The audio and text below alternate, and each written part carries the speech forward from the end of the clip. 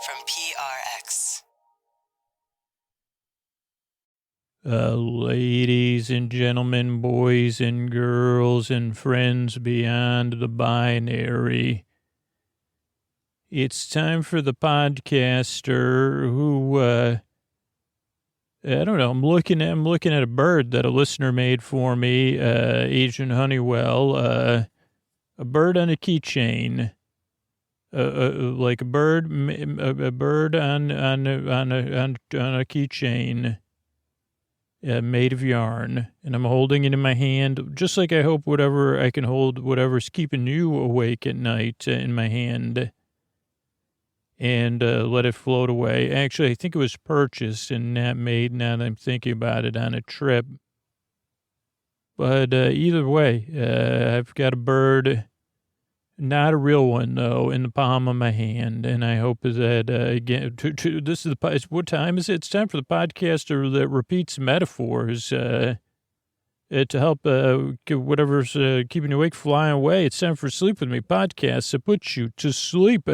Hey, everybody, before we get to the sponsors, when your hand hits the fridge tomorrow, remember those sponsors coming up. But I also want to remember you, because Sleep With Me comes from a place of empathy and compassion, where you getting the support and sleep you need matters. And that's why I put resources in the show notes. If you're struggling right now, there'll be links to organizations that can point you in the right direction in our show notes. And the members of our community matter, because I'm concerned about you getting a good night's sleep. And you hear me say it on the show, you deserve a good night's sleep. And the members of our community, particularly Black members of our community right now, deserve and need our support. So remember that Black Lives Matter. If you've been impacted or you want to be a part of positive change, there's going to be links to organizations to get started on that journey right in our show notes. And that's it. Here's a couple of the sponsors that enable us to bring this show twice a week on the regular. Hey, everybody, Scoots here. I got a big announcements with our Patreon. So if you have been on the fence about it, let me know. I mean, I guess if you're on the fence about it, I always wonder, well, the main thing is, do you get a lot of value out of Sleep With Me, and how often do you listen? Because I don't know otherwise if this stuff's going to push you over the edge to become a patron, but I kind of hope it does. One, we're expanding to more and more currencies slowly over the next few months. So you can now pledge in some of your local currencies, and hopefully Patreon will be adding more and more as the months go on. So that should make it easier. And you can now pledge annually, and you get a month free, which is an amazing deal. You get 11 months or 12 months for the price of 11, and you get 12 months of good night's sleep, hopefully. So it'll save you a little bit of money. Those of you that are long-term patrons are thinking about it. Everybody loves a deal. And then we have exciting, $10 and $20 patrons are really enjoying our current exclusive series for them. They're all intro episodes, all-night episodes, and so we're going to keep expanding on that. This actual annual membership is going to give us a lot more leeway to do exciting things at those levels. So that's a couple other things, and I think that's it. I mean, trying to think if there's anything else it's just if you get a lot of value out of the show, you want to support it back, you like knowing the podcast is here for you when you need it, and you say, hey, I want to be one of those people that's there for the podcast when they need it, because I pay for everything else, right? I say, wait a second, I listen to podcasts more than I watch all these streaming services, more than I listen to music that I pay for. Why is the podcast free? Oh, just because it's not owned by a giant corporation. Okay. So think about it. Are you a rebel with a cause? And do you want to support the person that puts you to sleep? Or you say, well, you know what? I'm more comfortable giving my money to a faceless corporation whose product I use less than Sleep With Me. I mean, that's a little bit smarmy. I don't like to be smarmy, but that's what I hear from the patrons. So if you get value out of the show, think about giving value back, becoming a patron. sleepwithmepodcast.com/patron, and you'll get something back, as well as feeling good about it. Thanks.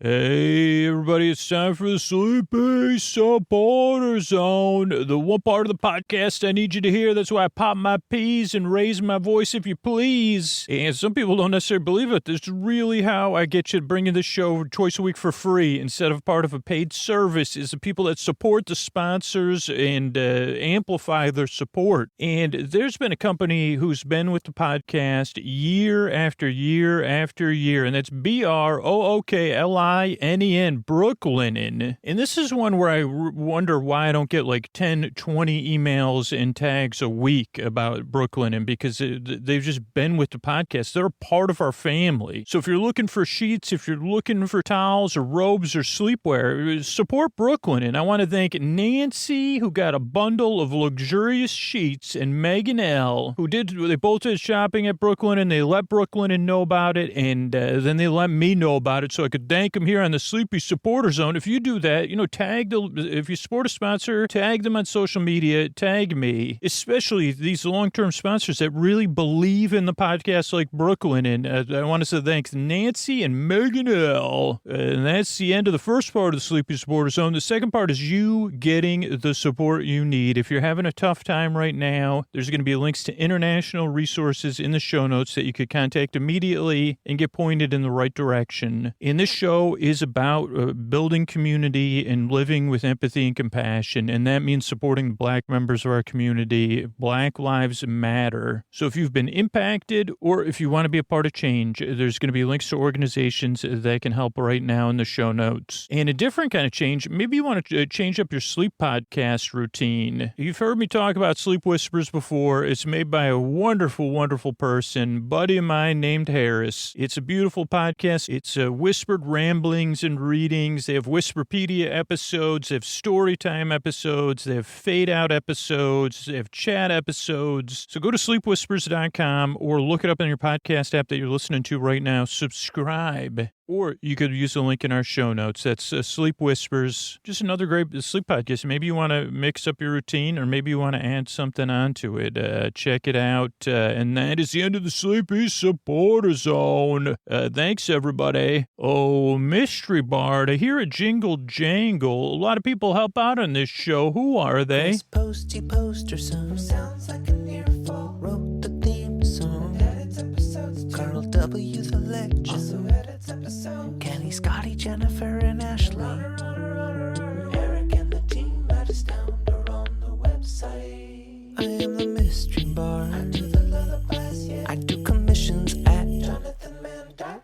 I'll write a song for you. It's almost Christmas, y'all. You can tell me the story and I'll make it personal. You see the kindness shine straight on through when the listeners form their own Facebook group. Keith, Stacy, Sarah, Julie, and Jennifer.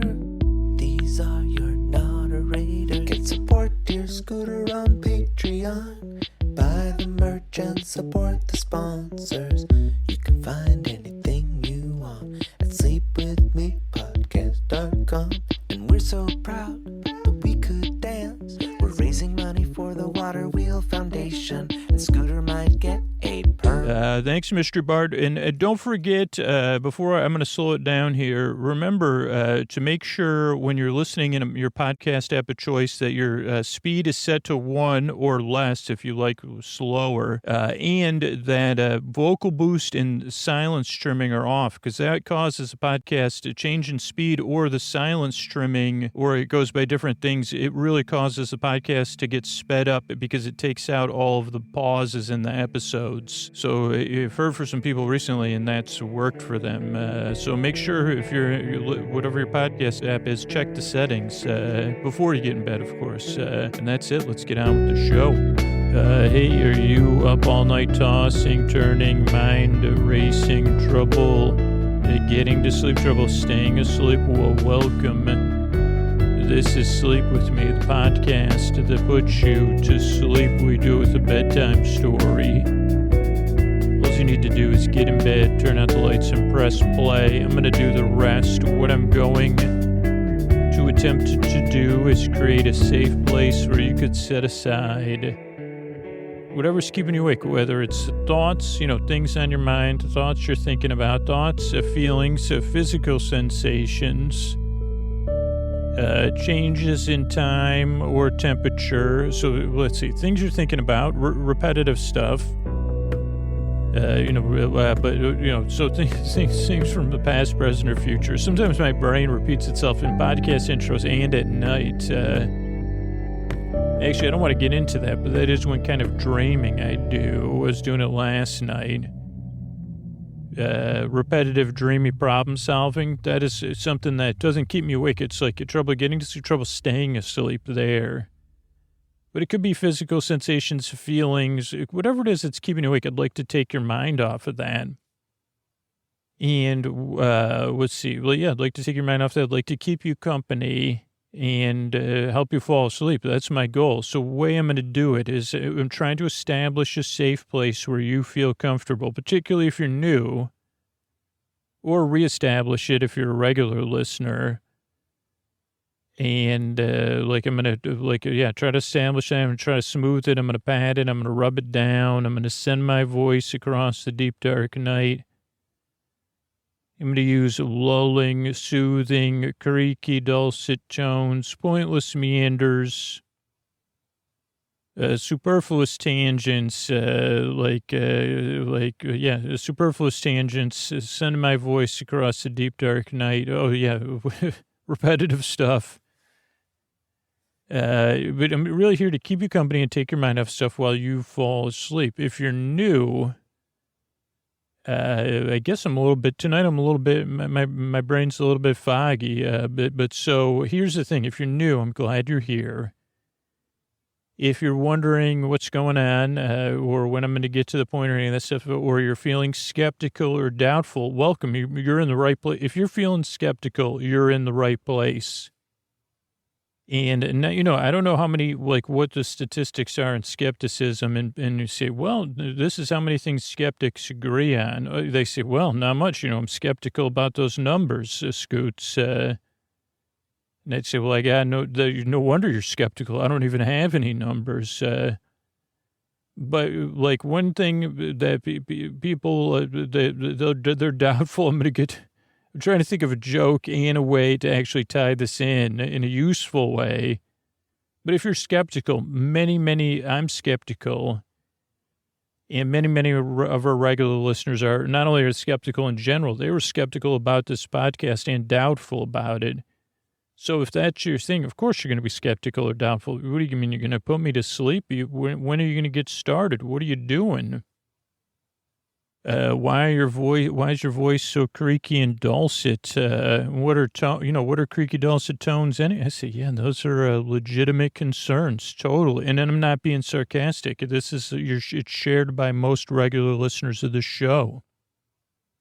So let me address a couple of them. But I'm glad you're here. I'm glad you're doubtful. That means it's important to you. So that's good. So.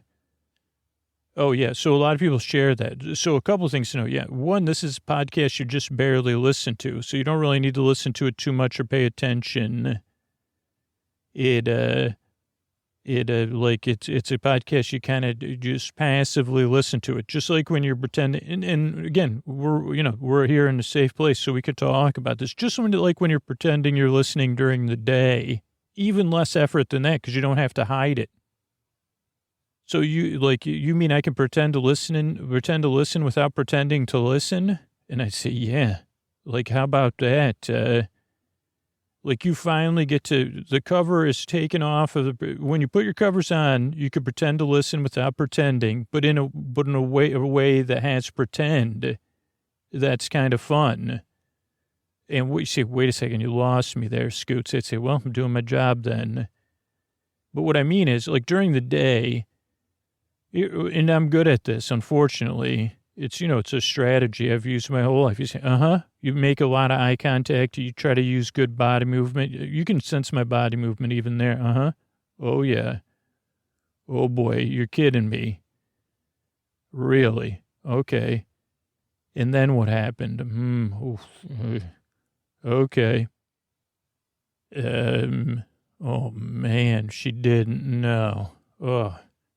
Well, I could see that. I could see how you'd feel so that's pretend it takes other skills, but if you're lying in bed with me, I'm glad you're not listening to me. So you can cut all that other stuff out and then have the good parts to pretend. You could when you're playing kid stuff, you say, oh boy, Scoots. Oh boy. Pointless meander. Oh, osh, gosh, bagosh. Scoots. And now if you have a partner or somebody that snores a lot, what if you start doing that? Oh boy. Yep. Just listen to me like that for a while. And they say, what are you doing? You say, I don't know. I was asleep. Was I snoring? And they'd say, no, it sounded like you were saying, Well, I don't know. I was asleep. So maybe that's how I snore. I don't know. And then just wait for them to go. That's a little bit passive, but you could do that. If it's going to help you, it's soothing. Like, can you hear me relax? Oh boy. You're relaxed, huh, Scoots? Okay, you're doing a podcast intro? What are you going to do now? Okay. Yeah, okay. So, what was my new, you don't need to listen to me. That was my main point. So that's, if you're new, one thing, you don't have to listen. You could just barely listen in a very loose, unfocused way. This is also, I guess it's irony, like the podcast does not put you to sleep. It's here to keep you company while you fall asleep. So I'm here to walk at your side and tell you a story or just go on and on with an intro as you drift off. And that's the reason the shows are about an hour, is you have plenty of time. You can fall asleep whenever you fall asleep. And if you can't sleep for some reason, I'm going to be here. I'll be here keeping you company to the very end. So that's so it's a podcast you don't need to listen to. It's a podcast that doesn't really put you to sleep, but more it keeps you company, and then you fall asleep. So those are two things you might need to know. What else do you need to know? What else? Structurally. This is another thing that can throw people off. Structurally, the show is different, too. It starts off with a greeting, ladies and gentlemen, boys and girls, and friends beyond the binary. Then it goes to that's so you know you're welcome. This is the spot where you're welcome. I'll try to create a safe place. Then there's business. Business about 6 minutes. I don't know. It's 8 minutes. That's what keeps the podcast out twice a week. Then there's an intro, which is from around minute 6 to 8 to minute 20, 22. And the intro is what we're in the middle of here, which is where I over-explain what the pod. For a new listener, you say, what are you doing? The first time most people listen, that's one of the things they say. What is he doing? Actually, what are you doing? I don't know. I don't get this. This is supposed to put me to sleep. This is a very, very common theme. And you say, when's the podcast? I thought you were when are you going to get to that? I say, well, I'll get there eventually. But first I want to explain to you what the podcast is and what to expect. And that takes, about a third of you say, okay, so explaining to me the podcast takes like a third of the podcast. I'd say more or less, sometimes maybe 25%. Yeah, somewhere between 25% and 33%, I would say. Maybe even sometimes 35%. I'm not good with percentages, but I can see it on a progress bar. So, that's the intro. So the intro is the business throws some people off, but the intro really throws people off because a lot of people think it's just part of the business, but it is I'm in the business of putting you to sleep and taking your mind off stuff. I'm in the business of making content that you don't need to listen to. So it can be tough at first because you say, okay, I don't understand how to do that. You say, I say, I get it. Your whole life you've been told to put some work. If you're going to pretend to listen, you better pretend you're listening. Like instead of go ahead, pretend listen. That's this is not stuff we're raised to do. Is for some reason we live in a world where we're raised to pretend to listen to people instead of playing pretend to listen. You say, which is more fun and very soothing. So that's why the intro can throw people off. But it's also just because it takes forever and you feel like, well, is this ever going to get started? And I say, well, when you're asking that on the second or third time you listen to the show, you'll realize, oh, that's part of it. It takes forever to get started. But for a regular listener, what can happen is after you listen for a little while, you say, well, you know what I like to do is start the podcast before I even get ready for bed, when I'm sitting on the couch with the lights down. Or you say, you know what I like to get comfortable, get in bed, and then press play. Or for some people, they say, well, I like to start it at 3 a.m. when I wake up. Or some listeners listen back to back to back to back to back episodes times 8 or 9 or 10. So you'll find what works for you. And there's about 2% of people that just skip ahead. They start the show at 20, 22 minutes, or they listen to story-only episodes on Patreon because they don't want the intros. And there's also a percentage of listeners that either only hear the intro or listen to all intro episodes on Patreon over and over and over. Or there's listeners that listen to the same episodes. So there's just so many different ways you'll eventually find, and then maybe you'll adjust and change how you like to listen to the podcast. Maybe it won't work for you, but the intro is kind of a part of that. It's part of ideally, it gives you a chance to wind down and get some distance from the day and start to pretend that you care about what I'm talking about. In any other context, that would sound nearly obscene, right? But in this context, you say, go ahead, pretend like you care what I'm talking about. I hope you barely care what I'm saying. That's how we practice caring around here. And it's the truth. The regular listeners are laughing because they know that's where the heart of this podcast is, and the soul of it is like, I care enough that you don't need to care.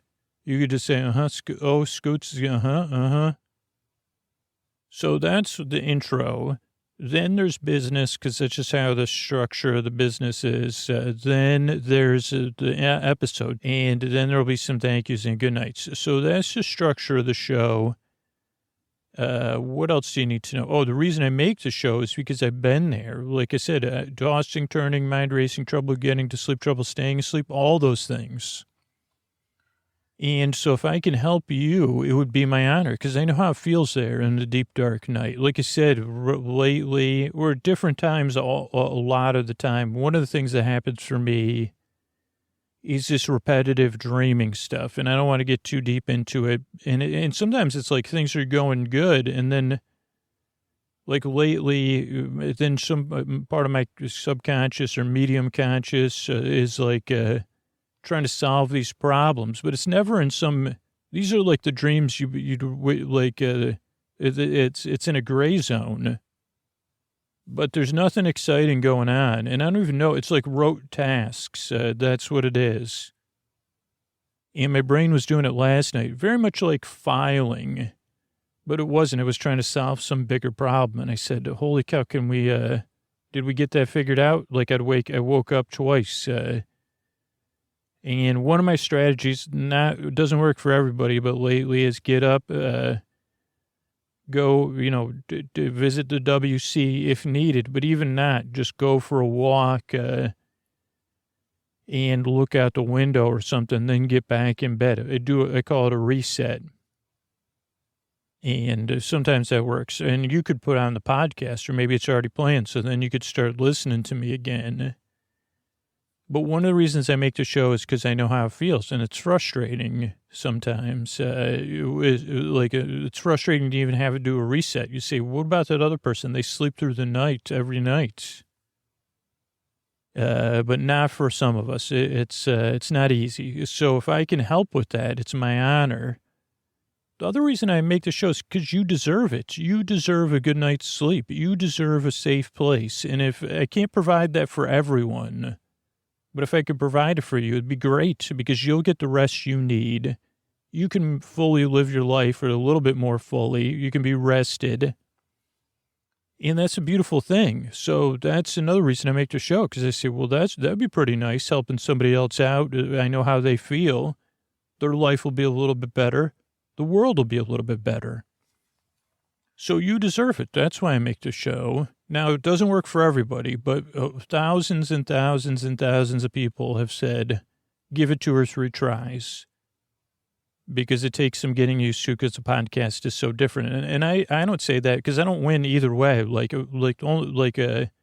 don't gain any benefit from people listening to the show. It's like people that are involved with the show. So the only reason I want you to listen 2 or 3 tries is to see if it helps you or not. Because those are real people that support, keep the show going, are the people that it's like a 2-way street. So don't worry about it. I'm not trying to get you to listen to more podcasts for my benefit, other than if it works for you, it's great. And then if not, you say, well, I tried it and I still don't like Scooter. That's a common reaction too. You see, but then I checked out Sleepy or Sleep Cove or Get Sleepy or Miette's Bedtime Stories, my friend Harris's Sleep Whispers. I checked out another Empty Bowl, and that worked for me. So you could try that too. So I guess that's it. I mean, yeah, give the show a few tries. I really hope it can help you. I really appreciate you checking the podcast out. I really yearn and I strive to help you fall asleep. Thanks again for coming by. And here's a couple of ways we keep this show going for everybody. Thanks. Hey, everybody, before we get to the story here, I just want to check in and say, I work really hard to bring you the show on a regular basis, and I'm going to keep it going, and I'm going to be here for you during this time, this special time we're sharing, right? Because I know it's important for me to create a safe place for you to fall asleep. And if you really value that safe place, if you really get a lot out of it, it's an option, but you could consider paying for the podcast. It's absolutely ridiculous and rebellious. But if you get enough out of it where you say, wait a second, is this like a community garden? I wanted this garden to flourish and be there for everybody because I know 1 out of every 100 people supporting the show or supporting the sponsors is all it takes for the podcast, and not just to exist, but when we push past that 1 out of every 100 and you become the 2 out of every 100 people, it puts us in a position where we can flourish. And you say, well, do you want your community garden? You say, well, it's not, you can decide. You say, well, I'm not in a position to support the community garden right now. Or, yeah, I guess it doesn't, but if you say, yeah, I want it to be there or I want it to flourish,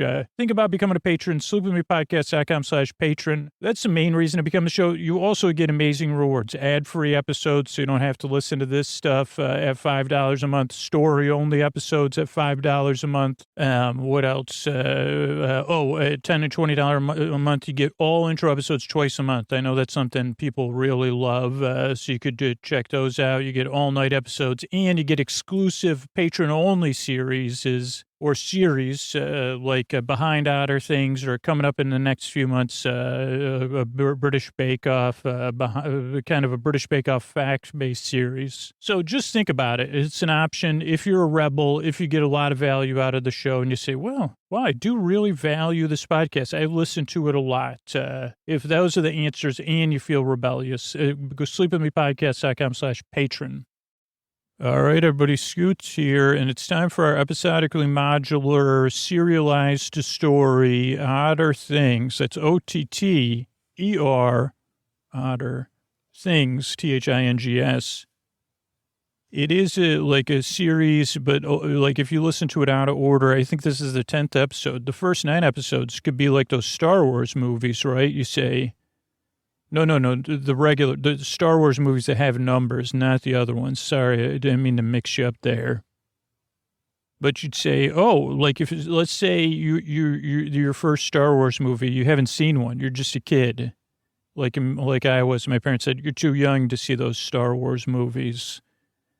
So let's say my first movie was, what is that called? The Hope of, New Hope? The ones with the Ewoks, the New Hope, I think. And I think technically that was number 6, but it was number 1 for me. So then when I saw 1, 2, and 3 didn't even exist at the time. So let's say your first Star Wars movie hasn't even come out yet. And you say, okay, I'm going to see 9, Star Wars 10. I don't know if there's going to be one. I mean, I certainly hope so. Yeah, like I think it's going to be called Ray's twin sister, and they say that was the first direct-to-video. Scoots wrote that one, Star Wars 10, Ray's twin sister. It was the most. I say, yep, that was one I took. I was the man that took down Star Wars. Where was that? Oh, so sorry, I was talking about Otter Things. So, but if that was your first movie, you say, well, that was my first and my last. It read more like a Nancy Drew mystery, Scoots, like in the later years when they were just dialing it in. And I said, yeah, but that was your first one. You get to watch the 9. After you watch that, the first 9 are unbelievable. So you say, oh, wow. So that caught me up. So that's what this is. Like, if you listen to 10 right now, don't worry. You can listen to 1 through 9 later in any order. But it's a tale of an otter named Emma. She's the one telling it. I happen to get these archived audio tapes from somewhere in a place beyond the swamp. So without further ado, I'd like to introduce Emma Otter. Hey everyone, Emma Otter here, and I'm recording this podcast, and we don't have so I'm not going to catch you up because the first part of the story will catch you up here on everything that's happened. So don't worry, you'll be caught up soon.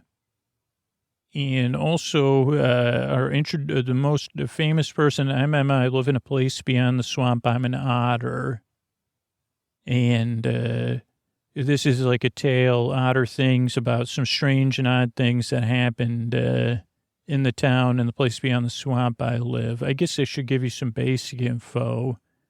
So I'm an otter. I live in a town in a swamp, in a part of a greater swamp community. And, I have friends. I'm in middle school. Great question. I have an older brother, Tefe, in high school. Actually, we'll catch up on all that. But we don't have access to the most famous resident of our town. But I'm going to do an imitation of the most famous resident of our town. They're feeling a little blue right now. So without further ado, this is me doing Mr. Antonio Banderas. Thank you, Emma. Thank you, ladies and gentlemen, the boys, the girls, the friends beyond the binary. It's time for Otter Things. Splish, splash. Yeah. Thank you, Antonio. Thank you, thank you, Emma. It was great having you here, and I hope you feel good very, very soon. Thank you. Good night. Hey, so this is Emma Otter, and I was just catching up on this tale. I want you to know that all will be well, of course. And when we last left off, everyone had returned to Francis and Dari and Willow's house. And so I want to tell you, Francis, Dari, and Willow are beavers. Willow is my best friend, or maybe one of my best friends, depending on who's listening. And so Willow is in my class. Dari's in the same class as my brother Tefe in high school, and Dari's their mom.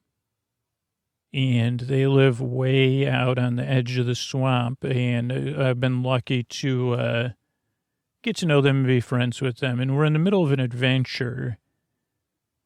Now, the reason we're in the middle of an adventure is because once upon a time, at the beginning, what feels like months ago, but really wasn't that long ago, me, Willow, and our other two friends, Vaughn and LJ, we were playing our role-playing game, Bards and Big Bunnies. And it was a Sunday night. We were supposed to be done because it was a school night, and they headed home. But on the way home, Willow took the path less taken. And there, I think we could tell you, she met a big bunny and went to a place beyond the swamp, somewhere through a weird portal into a weird world, deep down, size down, kind of like Down Under, because it's below the swamp. And a big bunny, maybe some sort of other portal or organic being was involved. But the bunny really was a caring bunny. It was also a goose bunny, because it had goose feathers and goose heads. But all will be well. Kind of goose heads full of smiles, and a smiling, sweet, sweet bunny is what I want you to picture in your mind right now. And that bunny apparently put Willow and eventually Dari's friend Babs in cribs and pretended they were babies or dolls and played with them. And the bunny also could sing lullabies that would put people to sleep and calm them. But we didn't know this until now. Before that, we thought that, well, Willow went away to start a career, or Willow, went somewhere, or Willow was hiding, or Willow was on a goose chase. But now we knew, and that's why we were all at Dari and Francis's house. So who else was there? Well, I'm going to introduce everybody because we had all finally come together. 3 or 4 groups of us, depending on how you define a group, were out looking for Willow because it was a mystery until this point. Where was Willow? What was going on? So we all sat down around the coffee table and couch, kind of a dining room, living room combo at Darian Francis's house. We had come together. We had hugged one another. I even hugged my brother, Tefe. Tefe said, "Who's that kid?" So the first person Tefe pointed out was my friend, newest friend, Billy, a duck-billed beaver. And Billy was wearing my brother Tefe's Cola rugby shirt. He said, "What is that? What are you wearing my Cola rugby shirts?" And maybe it was koala, I don't know. But I said, "Yeah, this is my friend Billy. She's from the place beyond the swamp." So I said, "Oh, Tefe, meet Billy." Also, Dari's mom, Francis, and another person that was there was Bull, Leon. We call him Bull. He's the head of our community resources department and helping Francis at the time look into this. And we said, "Everyone meet Billy." Billy lives in a place beyond the swamp below the visitor center. She has powers. She can throat sing, and when she sings songs, she can kind of sing them also through her mind. She can make things happen. So you better not bug her about the koala rugby shirt, Tefe. And so she could sing like, "Everybody Dance Now," and everybody would dance. That would be a very simple example, but skating away on the thin ice of a new day, I don't know if there would be ice, probably. I don't think she could make a new day happen, but you could skate away on the thin ice. You'd probably skate away. I don't know. That one I'd say I'd have to see it in action. Oh, also Tefe said, "Are those my LA Gear sneakers?" And I said, "Whatever, man." Okay, so I said, so they said, "Okay, fill us in," just like we were a listener to one of your audio dramas. And I said, "Okay, so here's where we met Billy when we were looking for Willow," because none of them knew about Billy. We met her. She was quiet. We saw a duck-billed beaver. We thought it was Willow, but then we saw a duck-billed beaver, and we said, "You're not Willow." And we realized that Billy could use our help, too, that Billy was lost. So Billy moved into my basement and was living in a blanket fort. And down there in the blanket fort, we slowly learned that Billy had powers. We also learned that Billy could go, when Billy went into this zone, this quiet zone, and used her powers, she contacted Willow. And then we tried to find Willow using electromagnetic tuning forks, trying to track a sympathetic vibration. And at first, LJ was more concerned with finding Willow than helping Billy. And then when we first tried to find Willow, Billy was worried about going to the place beyond the swamp. So she kind of guided us on a goose chase in some sense. LJ, got irritated with that fact. And we kind of broke up as friends for a little while. But eventually we got back together. The reason Billy did that was because in Billy's past, she was working for Max Modine, a fox that runs the place. And then Leon said, "Max Modine? Dr. Max Modine?" And I said, "I don't know. Is there a diploma? I don't have a diploma." And Leon just nodded and said, I'm familiar with Dr. Max Modine, and looked at Billy, and they kind of shared a look. And they said, well, anyway, Dr. Max Modine apparently was kind of like a parental figure to Billy, but also somewhat manipulative and wanted to use Billy's powers, we believe, as a part of a greater change from a community-based restorative justice system to some sort of offensive-defensive complex, using maybe the possibility of humans as an external reason to implement this more offensive stance, but also part of the offensive stance would be powers like Billy's to do stuff. And so they were constantly having Billy try stuff out. And at some point, Billy stumbled upon this wizard's tower of sorcery, which was just a sign or something. We don't know exactly, but it it was also an organic being was in there.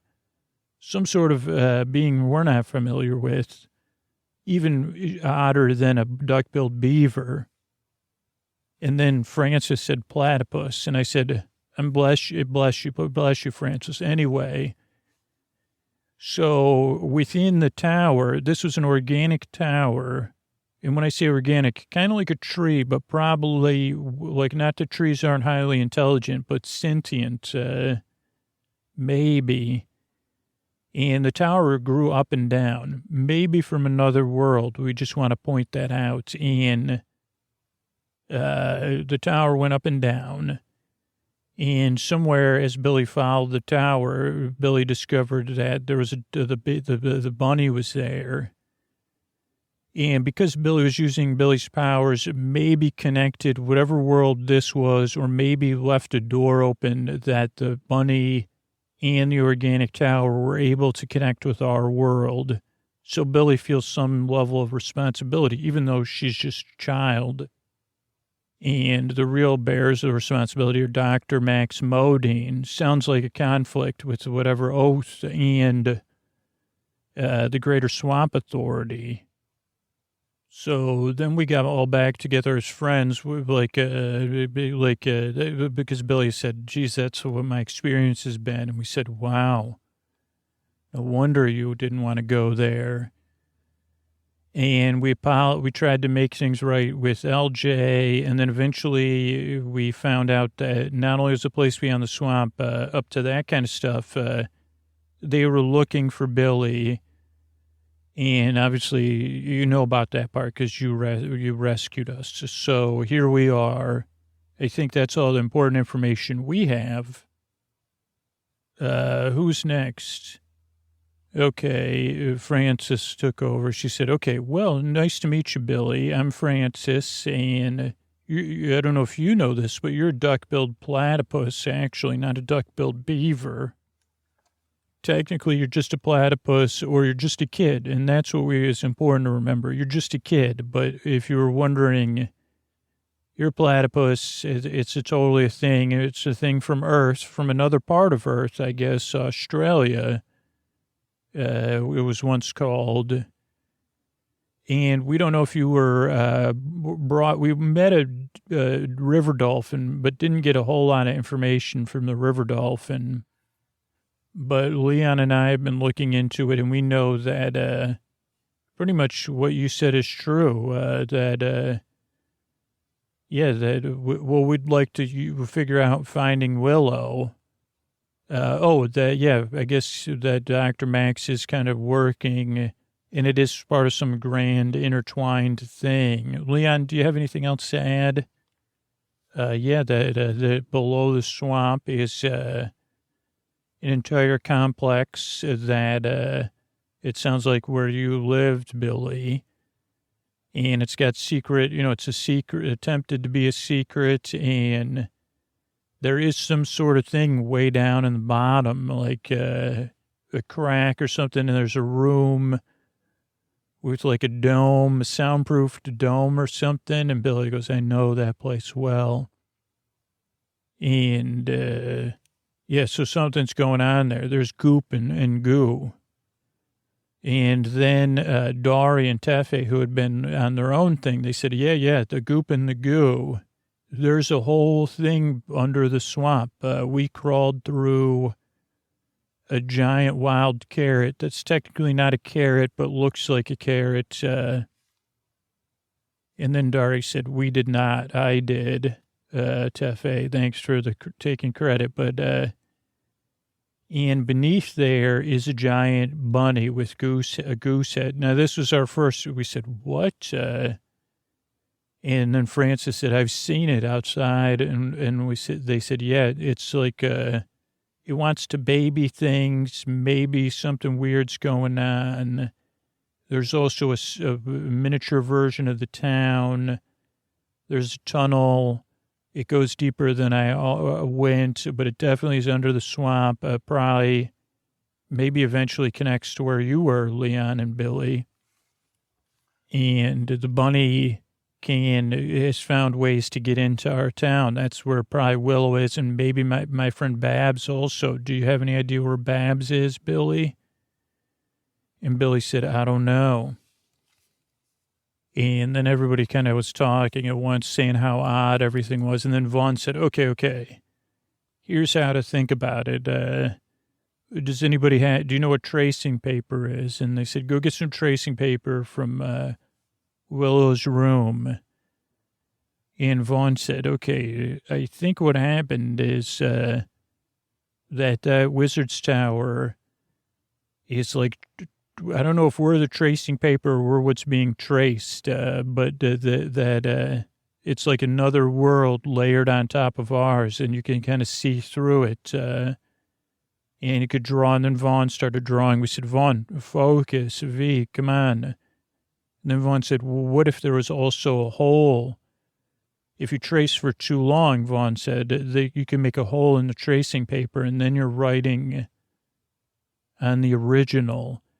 And if you're doing that for like schoolwork, just so everybody knows, the teacher will figure it out. And we said, we don't understand. And Vaughn said, but then the adult said, okay, I think we get it.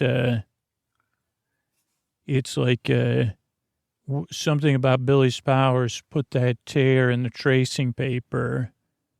And Vaughn said, yeah, almost like a pen. Now, maybe that tower is the pen through that one world and another world, and then the layers of our own world. If it was a coloring book and a piece of tracing paper. And we said, okay, what does any of that mean? And Vaughn said, well, somewhere on one of these layers is probably Willow and Babs. We just got to find them. And Dari almost did, so we just got to find a way to get back to them. And then Francis said, I need to talk to my daughter first. And then Dari said, I want to talk to Babs. Can you get a hold of them? They said this to Billy, use your powers. And we said, okay. And then Vaughn was still kind of making it and saying, this is like the Wizard's Tower, this pen. And I said, you put the pen all the way through the coloring book. And he said, yes, I did. So then we all sat around the table, and we said, everybody has to be very quiet for Billy. And it was kind of like everybody was watching Billy and breathing. And they said, can you get a hold of them? Can you sing a song? And Billy kind of just started humming to herself. And she tried to close her eyes, and then a tear ran down her eye, and she said, I can't, I need a second. And she like walked out of the room, and Vaughn said, can you adults just sit still? You're so noisy. We could hear you creaking.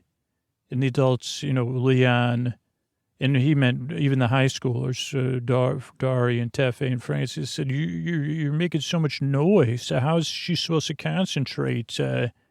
Plus her powers are drained. She was using her powers to help us get away.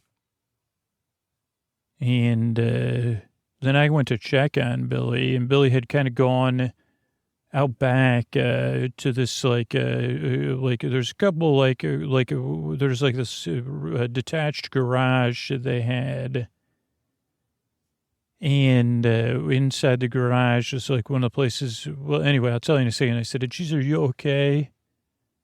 And Billy said, I couldn't get a hold of them. No, I couldn't focus. I'm sorry. I let you all down. And we said, no, you just couldn't do it. No, they were expecting a lot from you. There's a lot of pressure. It's okay. We'll figure this out together. And so in the detached garage was like one of the places we would record our audio dramas. And we just kind of had these blankets set up, and it was like Billy said, is this a blanket for it? And I said, kind of. Like, we use it to record the audio drama so that it, just sounds better in there. And Billy went inside, and she goes, it sounds better in here. I go, yeah, the blankets absorb some of the sound and stuff.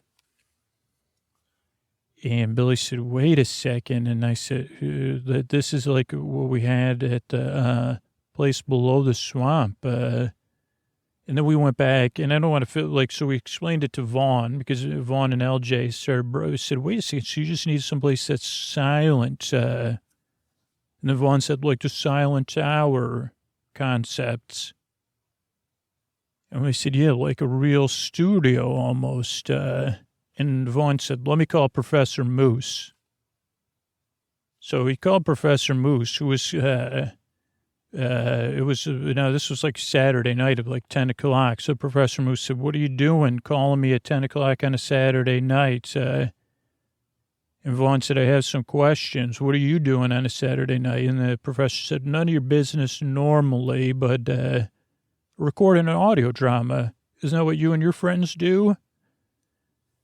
And we said, yeah, but not on a Saturday night, Professor, at 10 o'clock. And the professor said, we'll have other people over, and we're doing like a dramatic interpretation of a sitcom that's popular right now. And then Vaughn said, well, what sitcom? And the professor said, well, we're calling it Who is the Boss instead of Who's the Boss. And Vaughn said, anyway, Professor, what if we needed a place that was almost like a real studio, like similar, where do you record? And Professor said, well, we have drinks and stuff, so we just do it in the living room. We're not looking for great sound. In fact, we're not even recording it. We're just acting it out, rehearsal. And Vaughn said, is this what role play is? And Professor said, anyway, Vaughn, moving on. He said, is that what adults do at 10 p.m. on Saturdays, is role-playing game? It's like a role-playing game, Professor Moose said.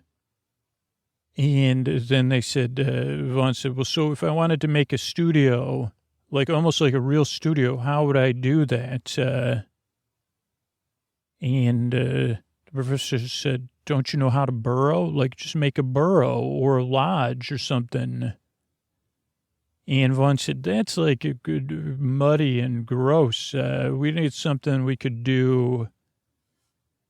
And the professor, remember we had that assembly where they were building those, they were saying, here's some old building techniques from like ancient beavers and ancient muskrats. And remember? And Vaughn said, oh, yeah, they were that wasn't that you said it's like a geodesic dome, but not exactly geodesic, but similar or better. And Professor Moose said, yeah, so you'd take that and you just layer it, make sure to layer the floor, maybe use some carpets or moving blankets, maybe think about mud, but just, yeah, layer stuff on the inside and the outside of the sticks, and on the floor, and that would be probably pretty quiet. The more layers, the better, but use soft material. And Vaughn was telling us all this. So then we said, okay, where are we going to get? We said, okay, we'll go to the school. We know that that's in the storage, all the stuff from assemblies and school, school functions. And Leon said, I got a bunch of shag carpet at my place. I love shag carpet. It's shagadelic. And everybody said, what's a shag carpet? And Leon said exactly what we're looking for. And then Dari said, well, there's the moving company. We could borrow some moving blankets from the moving company. And we said, okay, let's all split up and go get stuff. And Leon said, okay, Tefe, you come with me because we got the shag carpet is you might want to hear about shag carpet. It's cool. Tefe said, okay. And so they went back to Bull's place. And Tefe said, what's the shag carpet? And he said, like shaggy like a dog. And then he said, listen, Tefe, they went to Leon's house and they started rolling. He said, listen, from here on out, let me handle things. I'm an adult, okay? And Tefe said, sure. You're totally the great Bull. Don't worry. Don't be intimidated by me. Even though, I'm a shiny otter. You're not slimy. You're not a slimy frog. Bull said, who are you calling a slimy frog, kid? Why would I be intimidated by you? I'm the authority figure. And Tefe said, don't judge yourself against me. Don't judge your outsides with my outsides. We're different. I'm an otter. I happen to be a very smooth otter. And you're a frog. It's just, we both have great qualities. There's no reason to compare. I'm here to help. And then the Bull just said, Tefe, stop talking. And remember, adults are in charge. And then he shook out a bunch of rugs, on top of Tefe's head. All the stuff, that had been in his rugs because he hadn't vacuumed in a while. But he said, you know what, Tefe, you're right. I do need your help. I just realized it after I dumped the rugs on you, shag rugs that hold so much dust. I need you to keep an eye on those kids. I need you to be in charge of them while I do more boring work, okay? I do more frog-level work while you do smooth otter work, leading children. And Tefe said, great. So they packed up the rugs and headed back. And then Dari and we went to the, get all the moving blankets. And it was kind of I was like, so is everything okay with you? And Dari said, no, I'm worried about my sister. I saw a giant bunny with goose heads, a miniature version of a town. Crawled through tunnels full of goose slime or something. Pretty sure I may have gone through tracing paper from another world. And I said, oh, yeah, as we're talking about, are you and my brother, going out or, kissing? And Dari said, absolutely not. No offense, I know he's your brother, but he's, your brother. No, not at all. Are you, what's going on? You seem like you've replaced, is Billy your new best friend or something? And I said, I care about Billy greatly, but that's none of your beeswax. And then Dari sighed, and Dari was a good big sister. So she looked at me and she put her arm around me and she said, this whole thing is very odd, isn't it? And I think it's going to be, all will be well though. Okay. And I said, yeah, I hope so. And she said, I've seen some odd things, but I'm still here with you, and I'll be with you, and you'll be with me, and soon we'll be with Willow. And so we got the moving blankets. Now, meanwhile, Vaughn and LJ, they were at our school, and they took out they were trying to put together the dome made of all these intertwining vines and sticks. And at first it was a comedy, apparently. They were arguing, putting things in the wrong places. They said that looked more like a lump or it was upside down. But eventually they started working together and they used what assets they each had. And they said, oh, okay, wait a second. We just got to intertwine that with that.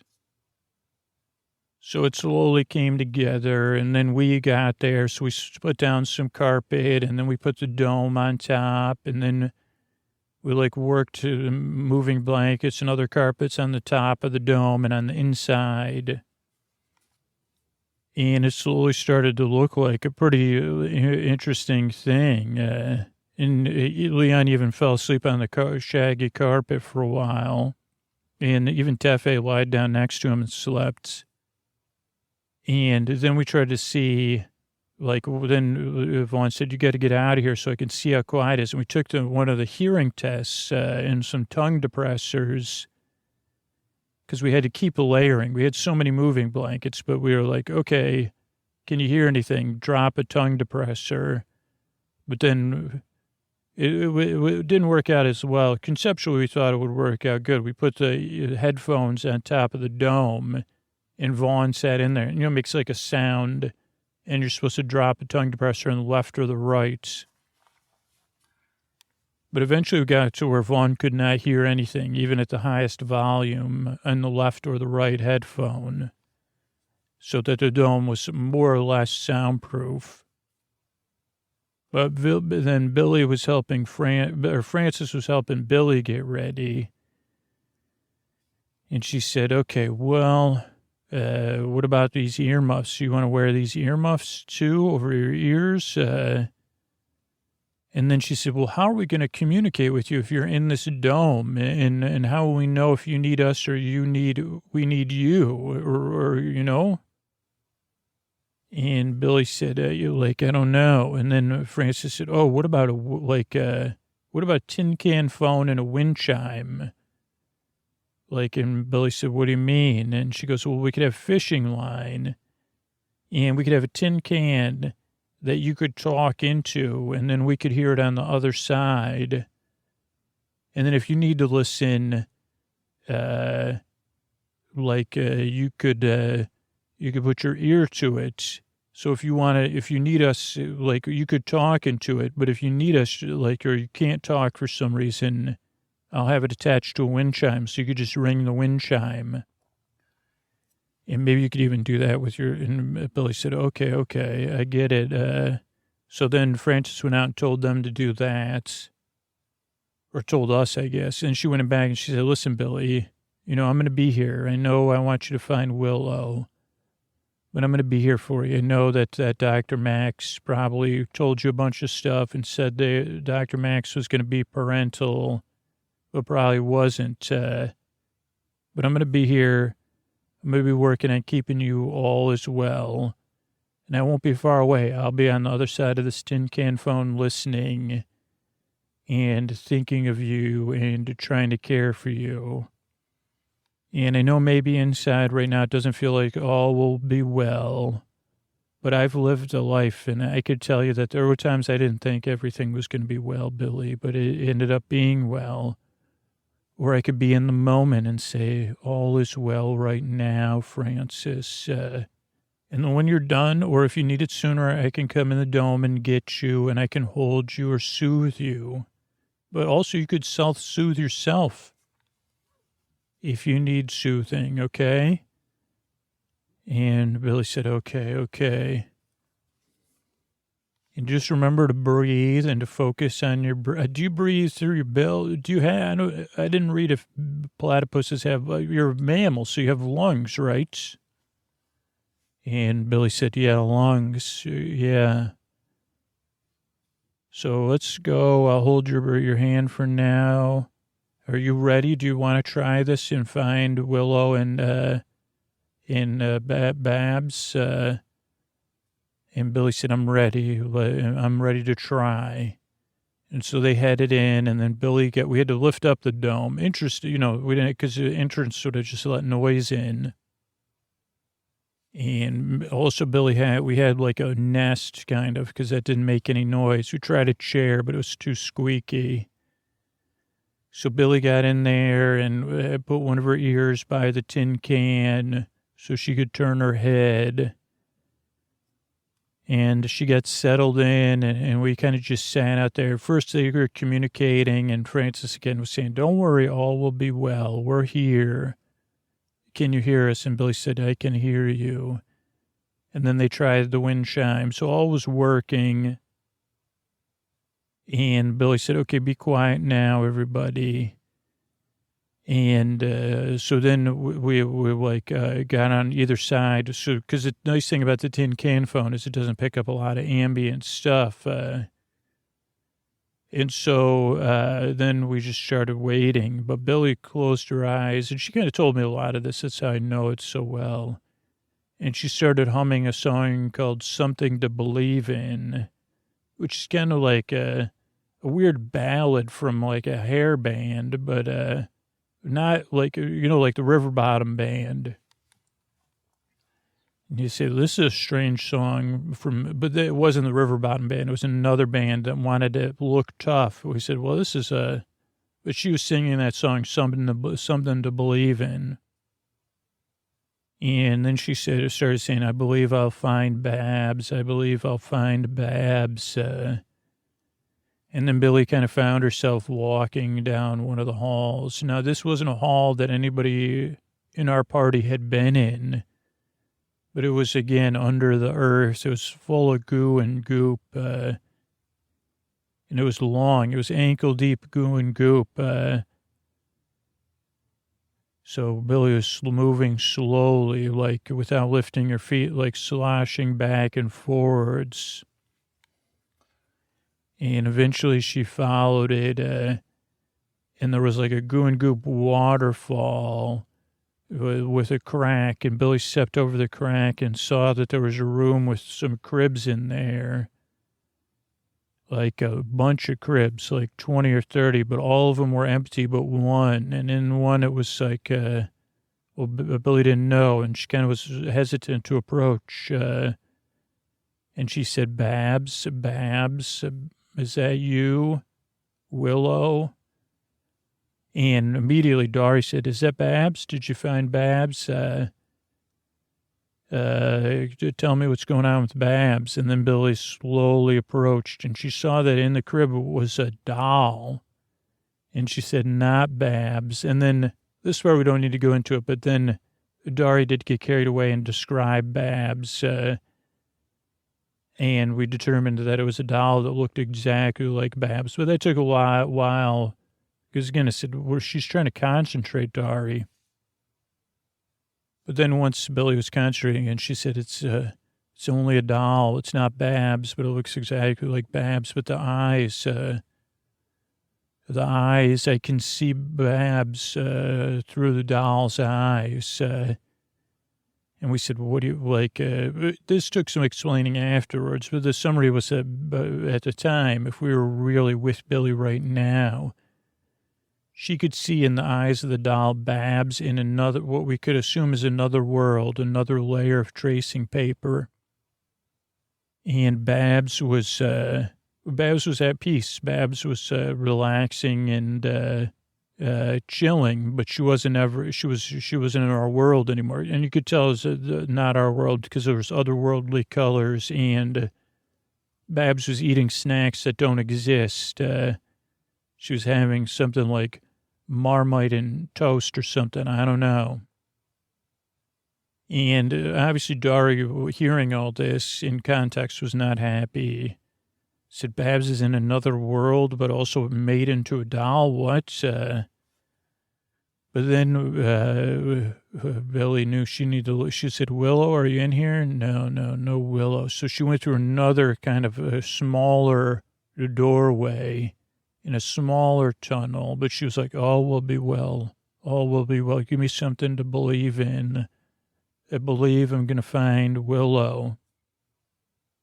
And Francis was saying, just breathe, just breathe, just breathe. And then it was like getting like less easy to see, we'll say. But then Billy saw a sign. She goes, I see a sign. Signs everywhere. There's signs that says Beaver Studios. And Dari and Francis were like, Beaver Studios? Like that's like on the garage that we were just in.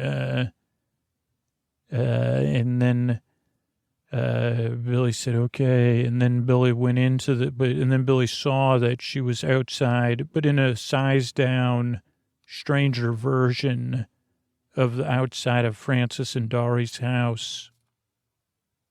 And she had to get on all fours and crawl into the detached garage that was, not the same size. And she looked in and she said, Willow, is that you? And Willow was in there, curled up in a bunch of moving blankets that seemed goopy. It was almost like a crib, and Willow kind of had like doll-like qualities almost. And Willow said, who are you? Who are you? And meanwhile, everybody was listening, and we were like, what? Willow said, I'm in a onesie. And Billy said, hi, I'm Billy. I know your mom and Emma and Vaughn and LJ and Dory. And Willow said, Dory and mom, LJ, yeah, Emma, Vaughn. And Billy said, I'm with them. They all love you and they miss you and they care about you. And they want you to come home, or they want to come get you. And Willow said, you better get out of here. The bunny's going to come back and tuck me in and sing to me some more. And Billy said, okay. And then Willow said, it's turning me slowly into a doll with its singing. That's why I have a onesie on. I wasn't wearing a onesie. I don't know, it just appeared on me. But I'm still a person right now. So you'll have to tell them to use haste. That's a spell to go fast, and pick up the pace, okay? And Billy said, okay, I'll hurry. And Willow said, please do. And then Billy said, don't worry, Mom, your mom and your sister and your friends and even Bull love you so much. And then this thing started to fade, and Billy started to feel kind of like the garage was gone, and felt the bouncing of the bunny. And then the bunny was singing, and it said, hush, little Platty, don't say a word. Bunny's going to take you someplace absurd. Cozy crib will be your bed, so close your eyes and rest your dread. And Billy started to get sleepy, and she said, oh, no, I'm drifting off. I got to wake up. I got to, wake up. And she started, luckily, had the wherewithal to, start knocking the tin can with her bill to shake the wind chime. And we lifted up the dome, and then, she came to, and she said, Bunny was coming. And Francis was like, what happened? Where's Willow? And she said, Beaver Studios. She's becoming a doll. She kind of filled us in on what happened. And we said, holy moly, we got to. And then Bull said, you know what? Maybe we'll put the dome back on. I think we should all rest here and get some sleep and then deal with the situation tomorrow, rested. We said, okay, so we all put the top back on, and we got cozy, and we sang and held one another, and we said, all will be well. We'll find Willow soon, and Babs seems like she was fine, and she's just in another world, which is disappointing, but she was in another world fine. But we said, well, yeah, we're not related to Babs. We don't want Willow going to another world. So, yeah, we'll try to get... go get her.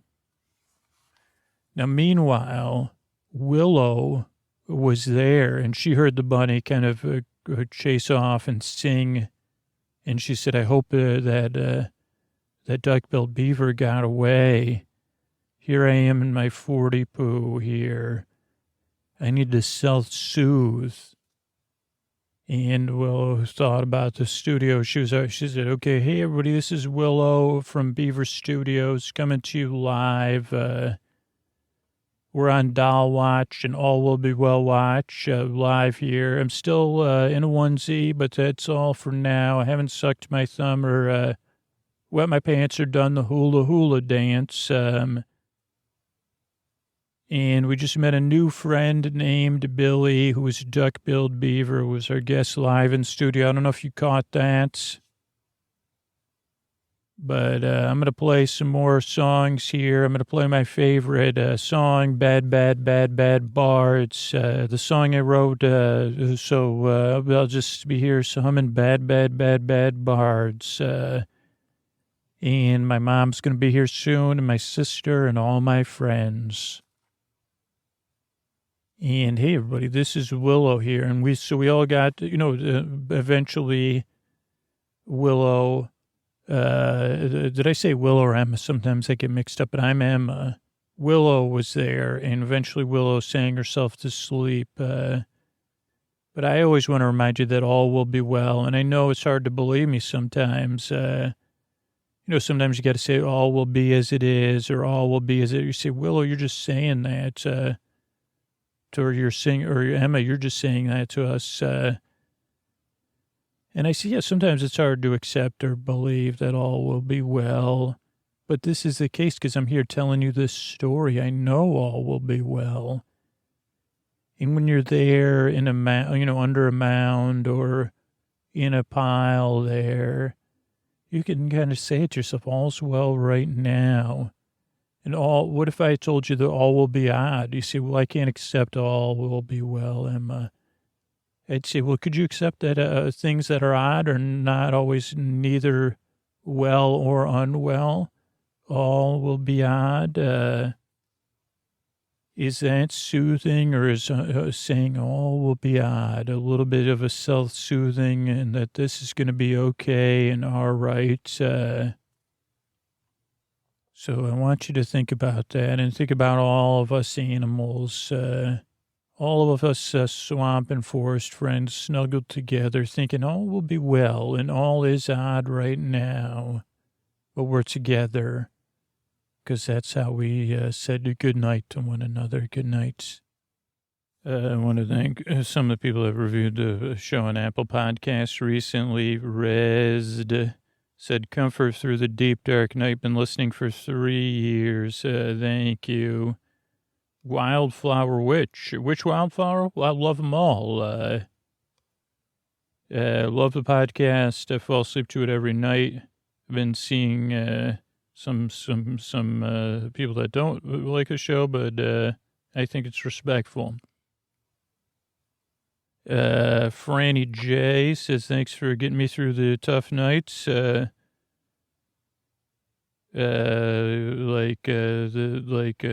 Is this something being offered at no cost to us? Yes. If you don't enjoy supporting the show, I guess you have to deal with ads. This is free, so there's ads, of course. You wouldn't have slept without the podcast. Thanks, Franny.